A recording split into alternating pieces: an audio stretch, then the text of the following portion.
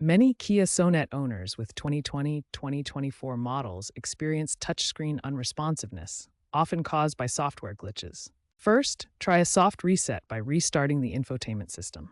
If that doesn't work, perform a hard reset by disconnecting the power. Next, recalibrate the touchscreen through the settings menu to realign the sensors. Make sure your system has the latest over-the-air updates from Kia. If these steps fail, it may be a hardware issue requiring professional help. If basic troubleshooting doesn't resolve the touchscreen issues, move to advanced fixes. First, check for visible damage to the screen or wiring, such as cracks or loose connections. For a hard reset, disconnect the negative battery terminal first. Wait 5 to 10 minutes to fully reboot the system, then reconnect. You may need to re-enter some vehicle settings afterward. Consider environmental factors. Extreme temperatures can impact screen performance and responsiveness. If problems persist, seek professional help.